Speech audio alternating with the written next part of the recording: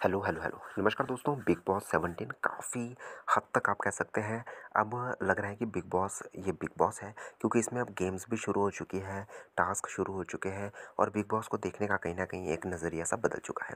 Big boss के घर में हमें ये भी देखने को मिला कि मुनारा और अंकिता लोखंडे के बीच हमें बहुत ज़बरदस्त फाइट देखने को मिली। अब हमें तो इतना पता है कि सामने मुँह पे आकर के मुनारा ने अंकिता लोखंडे को कन्फ्रंट नहीं किया है जब से इन दोनों की दोस्ती कह लें या फिर आप कह लें कि जब जब से इन दोनों में कोई झगड़ा नहीं हुआ है तब से।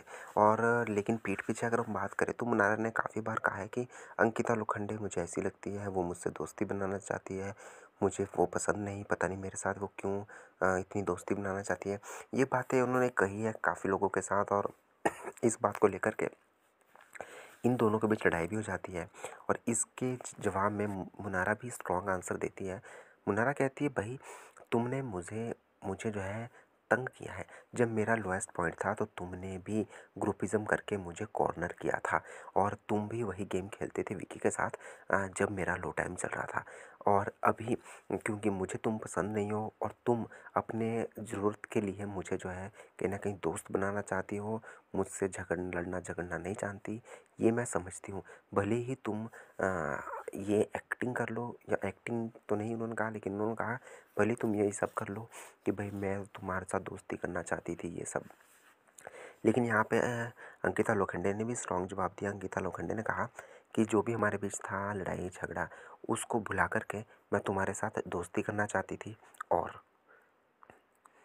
उसके बेस पे जो है मैं कहीं न कहीं बिग बॉस के घर के अंदर जो है वो तुम्हारे साथ एक न्यूट्रल रिश्ता रखना चाहती थी लेकिन तुमने उसकी इज्जत नहीं की और उसी बात पे इन दोनों लड़ाई। मुनारा बहुत गुस्से में दिखी और अंकिता कहीं ना कहीं रोने लग पड़ी। अंकिता रोने के बाद जो है विकी के पास जा पहुंची।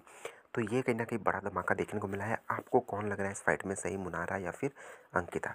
देखिए, मुनारा की एक बात है कि मुनारा जो भी वरे परे कह रही है ना, ऑफकोर्स मुनारा की आधी से ज़्यादा बातें जो है वो ऐसी रहती है कि उन्हें शायद खुद भी पता नहीं होता। और जिस तरीके से मुनव्वर के लिए वो बातें करती है मुनव्वर के सामने तो शायद इतना नहीं बोल देती है मुनव्वर के सामने भी, लेकिन मुनव्वर के पीछे भी वो बातें करती हैं। लेकिन उसका मतलब ये नहीं कि मुनारा मुनव्वर के लिए कुछ सीरियसली बुरा चाहती है। लेकिन वो उसका कहीं न कहीं एक नेचर टाइप है।